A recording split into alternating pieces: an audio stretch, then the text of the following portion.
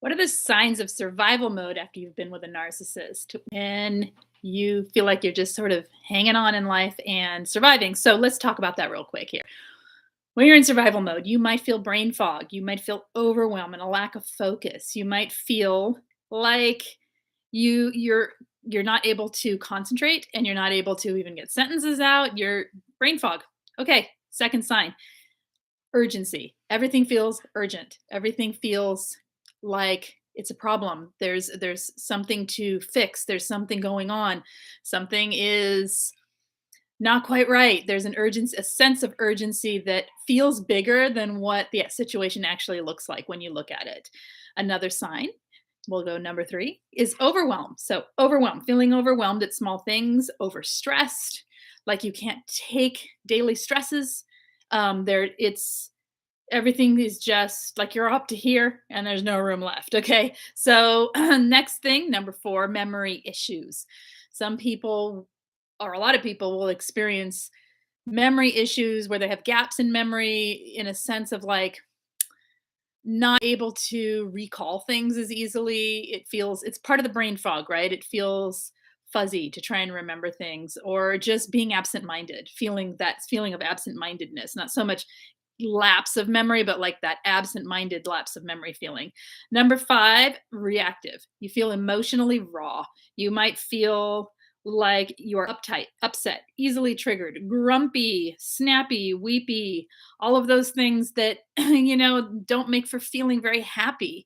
It's very difficult to feel the happy emotions, and you're feeling overly reactive to the smallest triggers, to the smallest upsets. Something can upset you that sort of tweaks you in one way or another, like, that doesn't sit right with me. And normally you just think that doesn't sit right with me. And you might get completely overreactive to it, or hyper reactive to it, or just reactive to it in a way that you can't quite figure out why you're being so reactive and why it's so triggering. All right. Number 6, fatigue and low energy. You're pooped out because you're tired and your adrenaline is soaring and then crashing. And yeah, the fatigue is really normal. There are people who are in survival mode and they say, all I want to do is sleep. I just can't get out of bed. I don't really care. I don't have any like urge to do anything. And it's not so much a depressive feeling. It's more just tired, worn out. Everything tires you out, super fatigue. All right. 7, your self-care is minimal, if any, and you're in survival mode. There is no me time. There is no me focus. It's all just going through the motions of your day to get on to the next one. All right. There isn't even the sense of how to go about creating self-care, or even the desire, because it's like there's no time for it, or it won't help anyway. There's all these feelings that come along with the lack of self-care, or you don't even recognize that you're not doing it, right? A number 8, you might feel impulsive. You might spend, eat, engage in any activity that could be self-sabotaging. This feeling of impulsivity is sort of like, it isn't a caution to the wind feeling. It's more of a anything to make this feeling feel better, anything to feel something other than this horrible overwhelm, or anything to kind of numb it out, right? Another sign of survival mode, number 9, is physical pain increased or more frequent. So if you already have some physical pain, it feels worse. Like basically your nerve endings hurt, right? Everything hurts. Everything, you feel sicker. You feel, ugh, you just don't feel good in your body. All right. Number 10, signs you are in survival mode, is stress feelings over nothing in the moment. So you can't see anything that's really stressful. It sort of goes back to a couple of the other ones, like the overwhelm and then being reactive, but it's more of a stress feeling, and you don't even know why. You just feel stressed out and nothing's actually happening in the moment. So it's not like you're responding to a situation, you're just stressed. Number 11, it's hard to sleep, and when you do sleep, it's not restful. Yeah, your brain's going all the time. Your brain doesn't want to slow down enough to get some deep sleep and let the sleep process heal. No, it's you can't, because you're in survival mode. You're waiting for the next shoe to drop. You're waiting for the next bad thing to happen. You're uptight, you're anxious, anxiety, that's another sign of Being in survival mode is high anxiety. Another one here is panic attacks. There we go. Panic attacks. And number 12 is panic attacks and high anxiety. So you may have never experienced one of those in your life before. When you're in survival mode, you sure get them. I know personally, that's when I have them the most, is when I'm in survival mode too long. It's like my nervous system just goes, okay, I guess this is how it is. And it heightens everything, including the anxiety and the panic. All right. Number 13, lack of interior things, uh, lack of interest. Sorry, lack of interest in things you normally would have interest in. So, kind of in the way depression might hit, it also can happen when you're in survival mode. Again, there's no time, there's no energy, there's no space for anything to be interested in when your brain and your body are, and your emotions are all working together to keep you safe all the time, right? Survival mode. Okay, so that's 13 examples of what it's like to be in survival mode. Really brief. I'm going to keep this all really brief today. So, what can we do about it? What do you do when you are feeling all these things and you feel like you're just going through the motions and hanging on with your fingernails at the same time to life, right? And when you're always looking over your shoulder and you're always waiting for the other shoe to drop and you never feel good. I felt in survival mode this morning. I felt like, I don't know, something is up with this week. And it's sort of like everything that should be simple is taking 10 to 20 steps more than it should to get this simple task done. And I'm thinking, is it me or is it the world or what is going on? But in any case, it threw me into a triggered state of feeling in survival mode. Like I just got to hang on and get through this day, get through this moment, whatever. So I told myself this morning, what can go right today? Because I wanted to say what could go wrong, right? So I deliberately shifted my thoughts in the moment to, oh, what can go right today? That kind of thought. And I was laughing because, of course, I don't wholeheartedly believe it in the moment, but it does help to say it about 3 to 5 times in your own head or out loud. So that's one way you can work with it, is shifting the thoughts. And even if you don't really believe it, say it. Say it over and over and over to something that is somewhat possible, because you know what? It is possible something could go right today. And something did go right. I already had lunch made and I actually ate it, which I normally don't get to lunch. So there, something went right, right? So anything could go right. And you can just shifting my focus off of all the things that I feel like I need to hang on to the like white knuckle through in survival mode to wonder what's going to go right, made a difference in at least for part of the day, right? So other things that can help you, resources. Get yourself into coaching or therapy if you need it for this purpose. Being in survival mode is no place to live forever. It's where we live when we're with toxic people because we have to. And it's where we're trained to live when we're with toxic people for a period of time that is prolonged.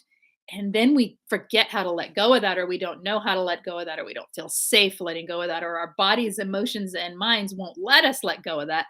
If you were raised by a toxic person, you were programmed by that person to live in survival mode for your life. Like that's your normal mode.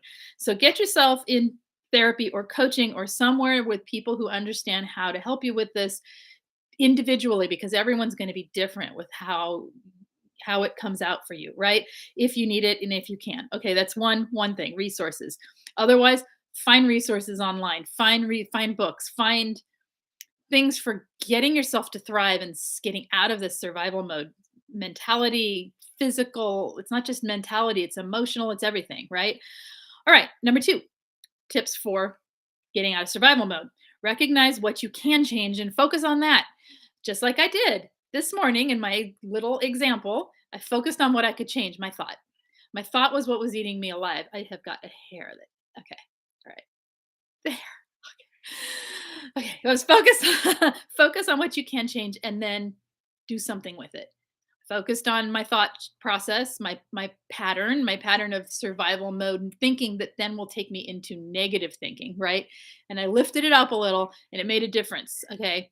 I'm telling you, it made a difference. It's not a visible difference, it's an internal difference, right? And it's made a difference throughout the whole day, actually. So it's given me the feeling of just keep going, even when, because actually since then, Same thing kept happening. These things that should be simple were just exploding into the most complex things. And I'm going, what is happening?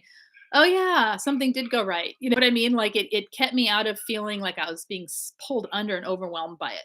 So that is an example of something I could change, which was my thoughts. It could be a physical thing. It could be something in your body. It could be anything. Recognize what you can focus on and work there. Number three, look at your beliefs around responsibility. And are you taking blame for something you shouldn't? Yeah. So look at those beliefs that you have around responsibilities for others, responsibilities for yourself, responsibilities in life, responsibilities in conversations. Like someone might have say sorry a lot in a conversation. Um, that's kind of a survival mode speech, right? Because you don't want someone to be mad at you, so you're trying to survive. You can take responsibility for the fact that you don't have any responsibility there. You don't need to say sorry for something so simple and stop. And that's when you can affect by change by focusing on it and changing your own pattern, right? All right, number four, seek and appreciate once you find it the positive influences. Seek them. We have to seek them. We cannot wait for life to come and hand us a plate of something lovely, especially as survivors, because we won't even see it if it's there because we're so stuck in survival mode. And also, it's kind of not how life works. Most people don't have the experience of just like, Disney with little birds all over them and beautiful things all around them and whatever. Song, background music that's lovely, whatever. We have to look for it and we have to be able to recognize it, acknowledge it, and appreciate it when we see it. So that's a place to work. Number five, or six rather, focus on the goals, not the pain. Hard, but when you are, say you're out of a toxic relationship and you're still feeling pretty trauma bonded. You're doing okay, you're functioning, but you're just feeling like you're in survival mode, you're jumpy, you're triggered, you're feeling all these things I'm describing, brain fog, you're not focusing, but you know that you want to feel, you want to do a certain thing, or you want to achieve a certain state of being, or you have a goal. So define a goal and then focus on that goal. Yes, you're going to have obstacles, but keep focusing on that goal. Try not to focus back onto the pain of what you feel all around you all the time. You need to acknowledge it. You need to process it. You need to feel what you need to feel. You need to be where you are. That's totally valid.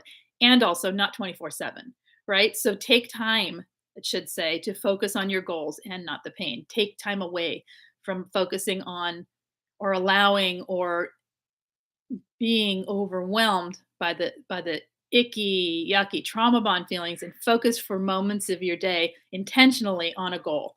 All right. Another thing, work through perfectionism. If you have any hint of perfectionism, work through it. Let that go. I know it's easier said than done, and I know this is a whole topic in itself, and we can talk about that some other time, but recognize it at least. Recognize that when you are frustrated with yourself, are you being so hard on yourself because of perfectionism? We all learn perfectionism from toxic mothers, toxic fathers. Okay, we all learn perfectionism from being in toxic relationships because we're trying to be the best self we can for people who can't be pleased, right? And when we're not, we're punished. So it makes sense why most of us have this, but we've got to keep moving forward and working through it. Okay, number eight, forgive yourself. For real, guys, forgive yourself. You didn't know what you didn't know. And even if you knew and you couldn't get out, you couldn't get out. You aren't responsible for somebody else's toxic behavior. You're not responsible for somebody else doing harm to you. You're not. Forgive yourself for having been in the wrong place at the wrong time, really, in life. Okay. Just forgive yourself. That's a whole thing that goes back to point number one, find resources, therapy, or coaching to help you with that, because it's important to forgive yourself. I don't believe we have to forgive our narcissists or toxic people in our lives personally. For some people, I believe they do. For myself, I don't need to. What I need to do is become indifferent to them personally. Everyone's different, but I think everyone needs to forgive themselves if they have feelings of self-blame, okay? The only relationship you're trying to maintain is the one with yourself. The only one that matters the most is the one that comes back, right? And that's through that relationship we can have healthy ones with other people. So it's important that the one between you and you is safe. So self-forgiveness is a big piece. Okay. Number 9, work through what I say, work on stuff through your body. If you are feeling overwhelmed, brain fog, whatever you're feeling in this survival mode state, find it. Find the place in your body where you're feeling it. Relax, breathe, fix that posture, whatever it is, stretch, do some exercise, get out, move, do something, work through your body. It helps. This is a very embodied experience to be a survivor of a narcissist. It's embodied, meaning it lives in your body. A lot of the experiences live in the cells of your body, and then they remind your emotions what they're supposed to feel when they get tense. So work through those tensions so that your emotions have a new thing they can experience, which is not going back to the toxic uh, things that have happened to you. Okay. Number 10, last one here, visualize your life better. These daydreams in our head that keep us locked in survival mode, these daydreams of what I would say to the narcissist, what all the things that happen, and reliving it and reliving it and reliving it in our heads. Take some time in your day to daydream your way into a better life. Picture yourself in a better situation. Picture yourself thriving. Picture yourself feeling happy. Just picture it as best you can, even if it's teeny tiny things or very simple things. Okay, those are ways to get out of survival mode. What did I say here? So some other things you can try. I'm just going to go through these real quick. Make choices in your life. Decide. A lot of times we get indecisive when we're in survival mode, or it's difficult to make choices. Start making them. Who cares if they're wrong? You're going to already have worked on self-forgiveness. So when you make a mistake and you make a wrong choice, you're going to say, yep, that was the wrong choice. Now I know that these are the things I don't like about that, and I'm going to do it differently. It's okay to make mistakes. It's okay to make a choice that isn't right. It's all right if you wanted chocolate ice cream and you ordered strawberry. It's totally okay. You can redo it the next time differently. Okay. Change your language to positive.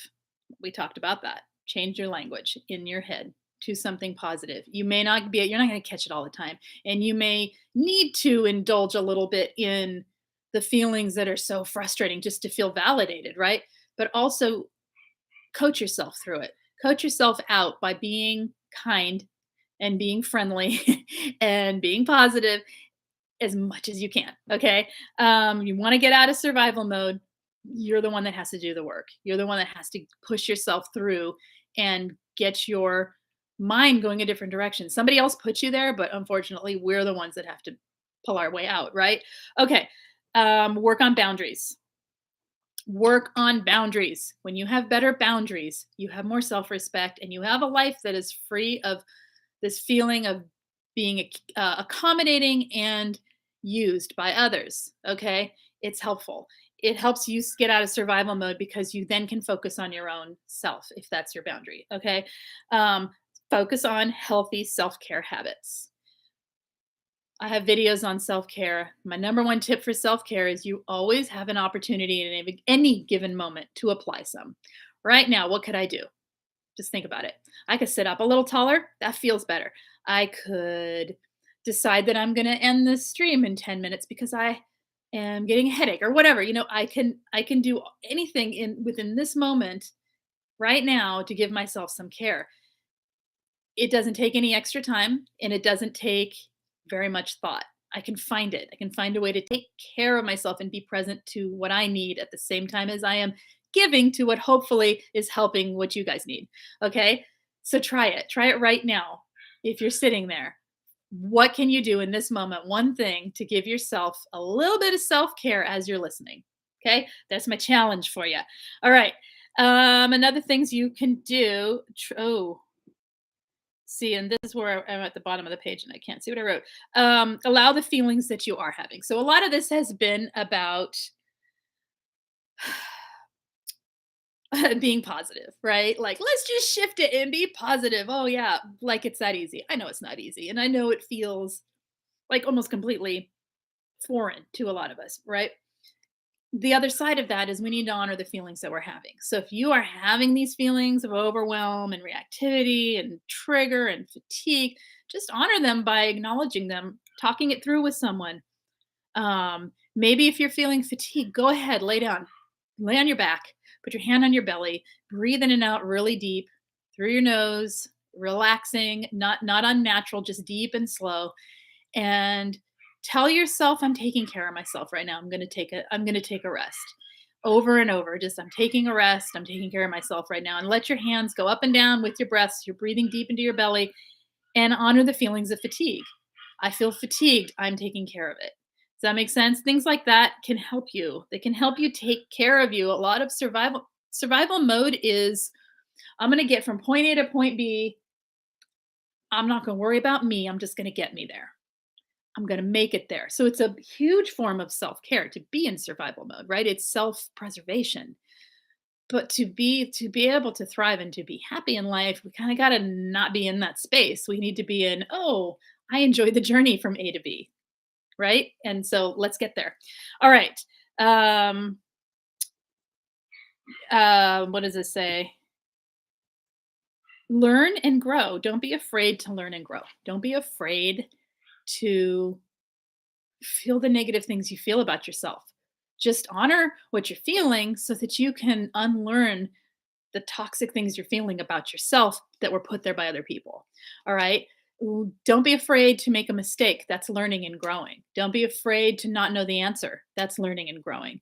Don't get mad at yourself when you feel stuck, because when you feel stuck, it's the perfect moment for something new and beautiful to come into your life. All right. We just don't know it because we're so hung up on feeling stuck.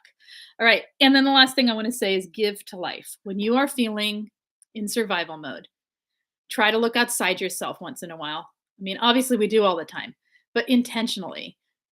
Where can I give to life that I'm also engaged in? Where do I enjoy giving to life? It could be planting a garden. It could be walking and looking at other people's gardens and appreciating them and saying, wow, nice garden. Like you're giving to the person and you're giving to life.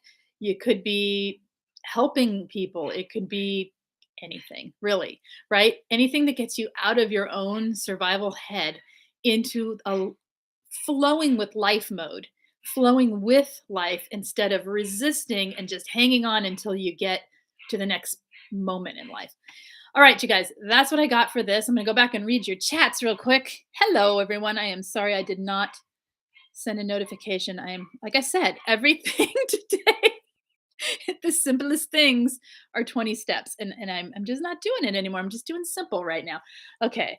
You're stuck in, hey, Shastina, stuck in survival mode. And Karina, and thank you for modding as well. You went crazy on Amazon the first month you left. Yeah, survival, right? It feels good. And it's also, you make a good point though, Mima Dragon. After the first month that he left, you went crazy on Amazon. What we're doing there is replacing the dopamine drive. The dopamine drive that makes you want to reach out to the toxic person, you were shifting it and replacing it with doing some shopping, which does the same thing in the brain. So just know what you're doing and be careful when you do that, because obviously you can get yourself into some financial trouble. Belle, hello, lovely. The greatest triumph of today. I got peppermint tea to ease my tummy troubles, and I was shocked when the mug and box were still in the cabinet where I put them. So much control over everything. Who does that to a person? It's crazy people, angry people, and narcissists, right? All right. Love Bug. Hello. That's a cute name. It's been 2 months tomorrow since I went no contact. First few weeks, still in hyperarousal. Next, felt exhausted. More energy now, but having nightmares. My brain is processing it all. It's exactly what's happening. My suggestion is write those nightmares down and then do some dream symbol lookup and just see if you can get a different perspective on the dreams. It can help. Obviously, you're going to know the obvious things, but pay attention to colors, to objects, to the room that you're in or the place that you are, to if you're in a vehicle, if you're like all the little details can be what you look up, not the main point of the dream. The main point we probably already know, right? It's obviously processing this stuff, but sometimes you can help yourself. I like to use Jungian dream analysis personally. So I'll look up symbols based on that, but You can use whatever you like, and it can be helpful. It's nothing, it's not a science, it's just a way of it's a way of seeing things from a different perspective. It can be helpful as you process. Okay, what else we got here? Oh, anything. Did I miss anything, you guys? Okay. You guys are talking, you guys are talking, you guys are talking. What else? Okay. It was his credit card too. Not gonna say anything. That's okay. All right. Yeah, I'm not see okay. I'm gonna head out. I'm gonna be back hopefully tomorrow. I don't know what the topic will be, but we'll find something. And I will see you guys later. Take care and have a good one. Bye-bye. Wait.